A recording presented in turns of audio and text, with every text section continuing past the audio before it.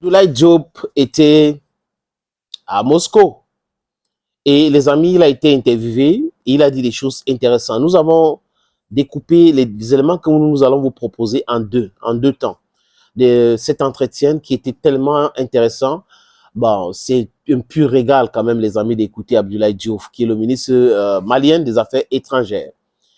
Et il parle de l'amitié entre la Russie et le Mali.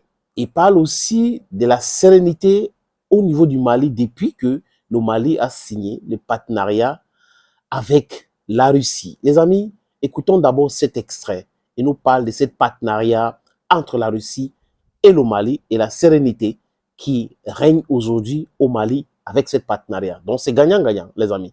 Salut les amis, j'ai oublié de vous saluer. Non, c'est pas impoli, mais c'est juste une oubli. Je vous propose donc d'écouter. Mais la Russie a joué son rôle et continue à jouer parce que j'ai peut-être omis de signaler que tous les résultats qui ont été acquis sur le plan sécuritaire l'ont été. Un, à cause du changement de paradigme sécuritaire d'une part. Deux, à cause aussi du choix de partenaires que nous avons diversifiés. Nous nous sommes tournés vers la Russie parce que nos partenaires traditionnels, soit ils ne jouaient pas un franc jeu, soit ils ne nous permettaient pas d'avoir les équipements dont nous avions besoin. Depuis que nous avons commencé avec le partenariat avec la Russie, nous avons senti une plus grande sincérité, mais aussi une plus grande réactivité, parce que ce qui nous manquait, on a des hommes. Bon, il faut les entraîner un peu pour pouvoir se battre, mais ce qui nous manquait, le Mali est un pays de plus de 1 200 000 km². Donc, on a besoin d'équipements pour notre armée, on a surtout besoin de vecteurs aériens. Et aujourd'hui, la Russie répond avec une grande efficacité, une grande rapidité à toutes nos demandes par rapport à ça. Voilà, les amis, clair. Depuis que, de façon très active, les Russes envoient des armes ou les Maliens achètent les armes à la Russie, le sérieux avec lequel les Russes traitent les amis, c'est très important cette répétition, c'est vous les amis, traite ses amis, les amis, la Russie, ça fait du bien. Parce que tout ce que les Maliens veulent, les Russes les vendent en échange. Oui, c'est vrai que c'est gagnant-gagnant, mais rappelez-vous que les Maliens se plaignaient du fait qu'il y a le terrorisme chez eux. La France prétend venir à éradiquer le terrorisme. 10 ans après, ça a accentué le terrorisme. Et les Français interdisaient même à l'armée malienne des actions dans leur propre territoire. Et depuis l'arrivée de la Russie, il n'y a pas tout cela. Et les terroristes sont en débandade totale, en train de fuir partout. Et il y a une sécurité qui est perceptible. Kidal a été libéré. Les amis, je vous suggère d'écouter cet autre deuxième extrait de Abdoulaye Diop. Dans cet extrait, les amis, il parle de l'ancienneté de l'amitié entre le Mali et la Russie. La Russie et le Mali sont de vieux amis.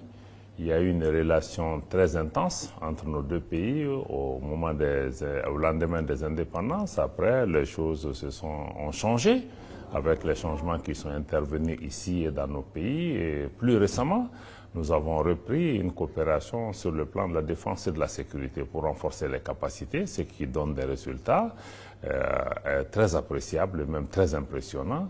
Naturellement, il faudra diversifier cette coopération pour pouvoir l'élargir au secteur économique où il y a d'énormes potentialités. Et je pense que ce qui a lieu maintenant, c'est de pouvoir concrétiser les projets ou en tout cas les secteurs qui ont été convenus entre le président Goïta, le président de la transition du Mali, et le président Poutine en marge du sommet de Saint-Pétersbourg, notamment dans les secteurs comme l'énergie, les infrastructures et beaucoup d'autres secteurs dans lesquels il y a vraiment des possibilités de travailler ensemble.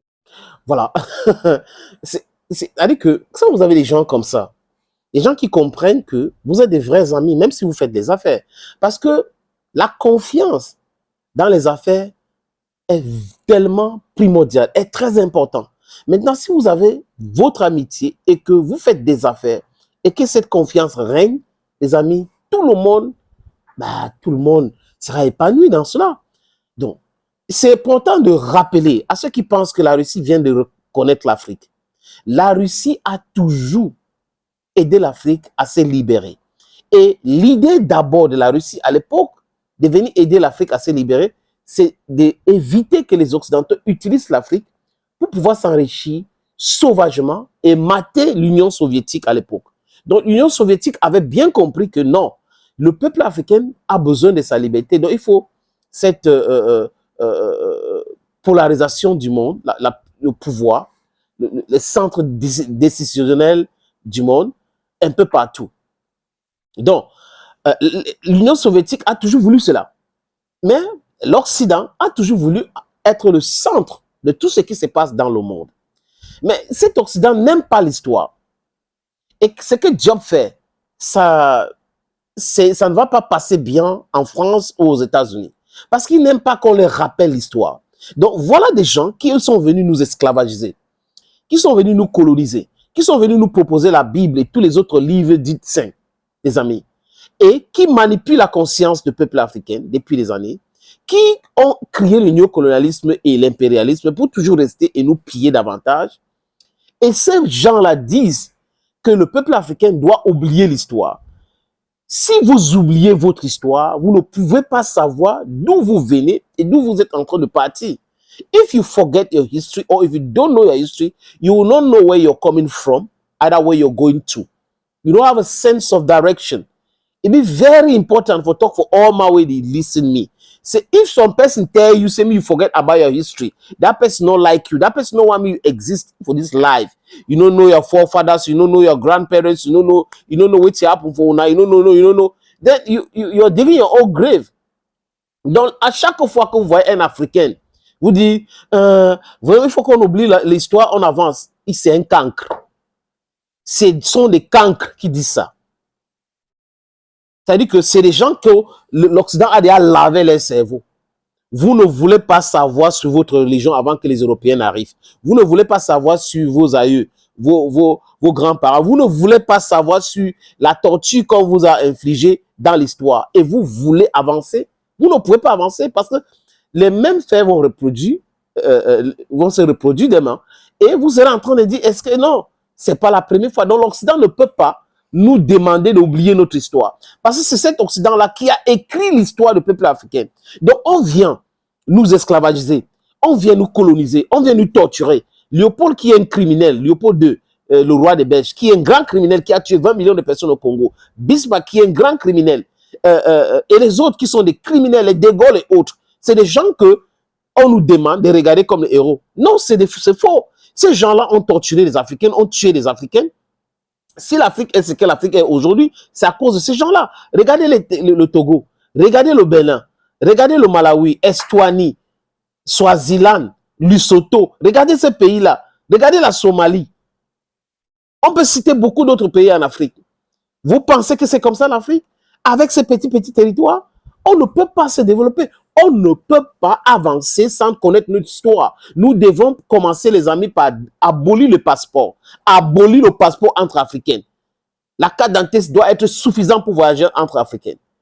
Et il y a des choses qu'il faut abolir. Ces gens sont venus nous diviser. Ils ont passé près de novembre, décembre, donc 3 mois à Berlin, à penser comment diviser l'Afrique, comment contrôler l'Afrique.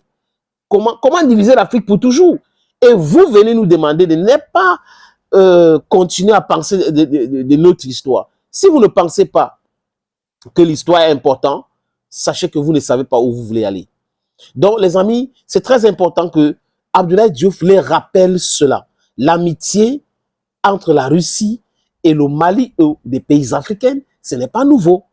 Ce qui est nouveau aujourd'hui, c'est que la Russie a bien compris que de façon active, il faut s'impliquer dans la sécurité des pays africains. C'est uniquement comme ça que les pays africains peuvent se libérer. Et c'est uniquement comme ça que tout le monde entier va parler économie et on va arrêter de menacer tout le monde. Si le centre décisionnel se passe à Moscou, se passe à Washington, se passe à Pékin, se passe à Londres ou à Berlin, c'est une bonne chose. Donc, les gens vont devoir s'entendre. Et ça se passe aussi à Addis Abeba, ça se passe à Johannesburg ou Pretoria, ou ça se passe à Abuja. C'est une très bonne chose. Les gens ne vont pas décider sur le sort des gens comme ça sans les autres. Donc, les gens se réunissent à Berlin, ils décident sur le sort du peuple africain, sans les Africains, et des vendus africains viennent vous dire, non, vraiment, oubliez l'histoire. À chaque fois qu'on vous dit ça, les amis, considérez ceux qui disent ça comme des traîtres. Thank you, friends. Regardez le Mali aujourd'hui. C'est ça qu'on appelle l'amitié. Merci. À très bientôt.